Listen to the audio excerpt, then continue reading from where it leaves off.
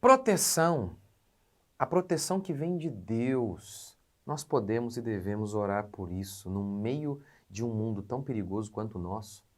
Orar para que a bênção de Deus se manifeste através de proteção. Bom dia, graça e paz. Vamos lá, gente, Salmo 20. O Senhor te ouça no dia da angústia, o nome do Deus de Jacó te proteja. Isso aqui é um salmo de Davi, fazendo menção a ele mesmo. Que Deus te proteja, ó Rei de Israel. Essa seria a oração do salmista. E, obviamente, como eu disse aqui esses dias, ontem, isso aqui vale para nós. É uma oração que nós devemos e podemos fazer. Uma oração por proteção. Davi, ele sempre foi um homem muito envolvido em guerra. Tanto é que Deus disse para ele, você não vai construir o templo. Suas mãos estão sujas de sangue. Você é um homem de guerra. Seu filho, em época de paz, vai construir o templo. Davi foi um homem de guerra, mas nós também estamos envoltos em muitos perigos. Por todos os lados, doença, pessoa maligna do nosso lado, um cara que pode destruir a sua vida no estalar de dedos. A vida é tão perigosa, a gente vai dirigir o nosso carro, um cara infarta na nossa frente, perde o controle do carro, pum, bate no carro da gente, um buraco que você não vê, estoura o pneu do carro, enfim, tantas coisas. A vida é tão complexa. Como o salmista no Salmo 91 fala sobre a seta que voa de dia, e ele enumera ali vários e vários perigos que nós enfrentamos o tempo todo.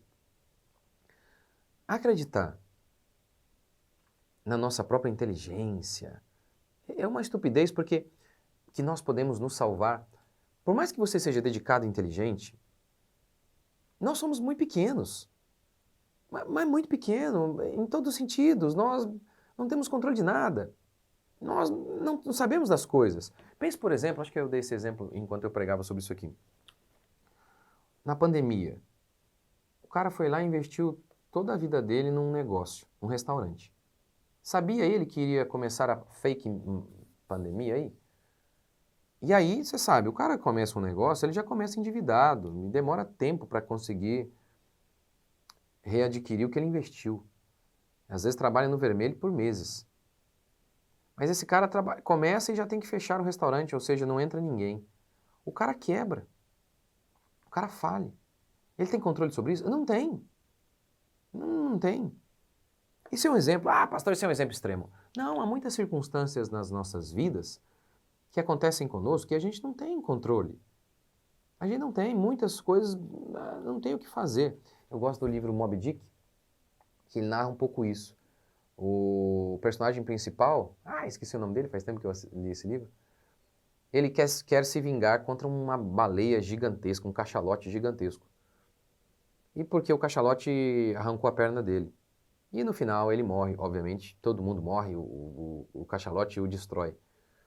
E aquele cara, o personagem principal, se alguém lembra aí, deixa um comentário aqui do nome dele. Era um cara que estava lutando contra algo que não tinha como lutar, contra aquela força da natureza ali que era intransponível, invencível. E é isso que nós somos. Inúmeras vezes nós não temos o que fazer. Não tem o que fazer. Eu estava até falando esses dias. Eu falei, olha, um dia eu contei aqui, eu acho. Tinha um vagabundo, entrou dentro, né, entrar fora não dá. Ele entrou numa casa de material de construção, passou a polícia estava o perseguindo, ele passou na minha frente, eu dei nele, peguei ele no mata-leão lá e eu segurei para a polícia. Mas às vezes não tem o que fazer. Às vezes, sei lá, o cara estava armado, eu vou fazer o quê? Eu não tenho peito de aço? Como é que eu ia fazer? Muitas circunstâncias. Um cara muito maior que eu, não dou conta.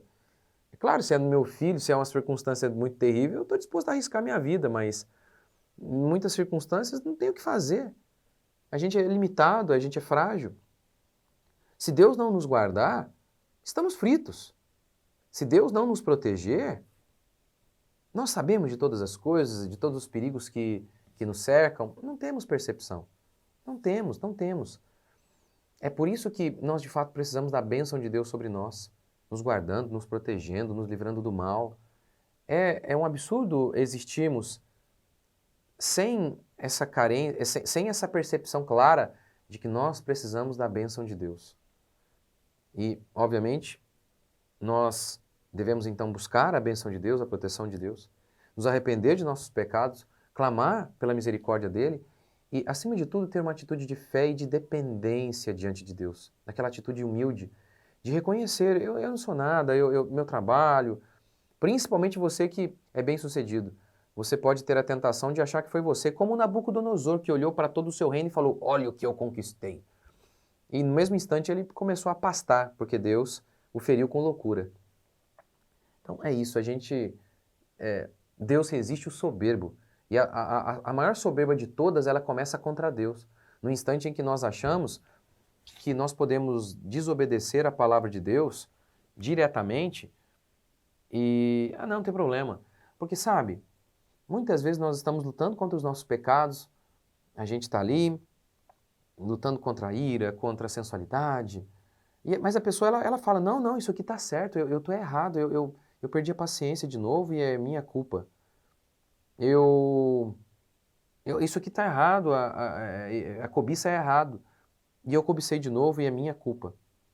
Essa pessoa ela está errada, é óbvio, e nós fazemos isso muitas vezes. Mas ele tem percepção de que ele está errado. E ele está lutando, ele está dizendo, Senhor, está errado, eu fiz e a culpa é minha, mas me perdoe e me ajude. Mas é diferente daquele que lê o texto, ele entende, fica lutando contra. Não sei se é isso. E não obedece. Esse é o soberbo, que ele acha que ele pode viver em pecado, e assim a bênção de Deus não está sobre ele, e ele acha que ele está protegido. E você vê Deus falando para o povo de Israel no Antigo Testamento, eu vou te proteger, se você for comigo, você for me obedecer, me seguir, eu vou te proteger. E ainda usam a graça, né? A graça como desculpa para viver em pecado. Não estamos debaixo da lei, não estamos mesmo. No sentido de, o que é não estar debaixo da lei? A lei tem a ver com os 10 mandamentos. Esse é o ponto principal, mas não é só isso. A lei tem a ver com as punições e as bênçãos oriundas da obediência da lei. E nós, nesse sentido, estamos livres do fardo de sermos salvos pela obediência da lei. A maldição da lei e da condenação final não está mais sobre nós porque cremos, aquele que está em Cristo não há mais condenação.